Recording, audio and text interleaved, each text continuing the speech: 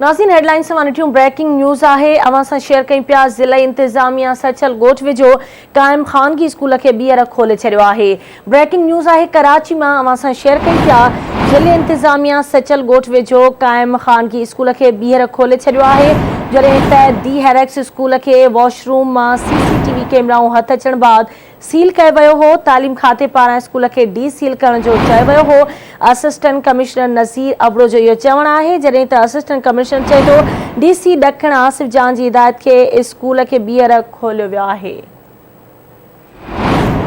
एक भेरो ॿीहर अवां खे अहम ख़बर ॾियूं पिया। कराची में ज़िले इंतजामिया सचल ॻोठ वेझो क़ाइम ख़ानगी स्कूल के ॿीहर खोले छॾियो आहे। दी हैरेक्स स्कूल के वॉशरूम में CCTV कैमराऊं हथ अचण बाद सील कयो वियो हो। असिस्टेंट कमिश्नर नज़ीर अबड़ो जो इहो चवणु आहे त तालीम खाते पारां स्कूल के डी सील करण जो चयो वियो हो। DC ॾखण आसिफ जान जी हिदायत ते स्कूल के ॿीहर खोलियो वियो आहे। तफ़सील मालूम कंदासीं। कराची में आवाज़ जो रिपोर्टर आमिर सुप्रो असां सां लाइन ते मौजूद आहे। आमिर वधीक कहिड़ा तफ़सील आहिनि, आगाह कजो। जी गज़ाला बिल्कुल द हैरेक्स पब्लिक स्कूल जेको सचल ॻोठ जे वेझो हुयो कुछ ॾींहं पहिरियां उन मां एजुकेशन पारां जेको आहे सो वॉशरूम मां कैमराऊं कढियूं वियूं।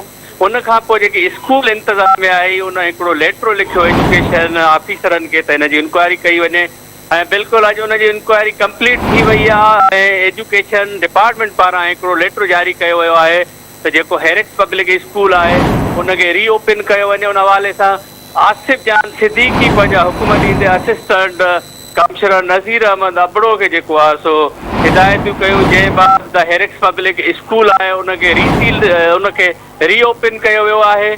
उन खां बाद में जेको आहे जेके हिते ॿार जेके पढ़ंदड़ हुया ऐं उन्हनि जा वालदेन हुया उन्हनि में हिकिड़ी ख़ुशी जी लहर आहे त जेको असांजे तालीम जो नुक़सानु थिए पियो हिन स्कूल खे ॿीहर खोलण सां जेको आहे असांजी तालीम बची पवंदी ऐं सिंध जा जेके मुस्तक़बिल जा बीमार ॿार आहिनि उन्हनि जी तालीम ते हिकिड़ा सुठा असरात पवंदा। ठीकु आहे, मेहरबानी आमिर तफ़सील खां आगाह करण जे लाइ।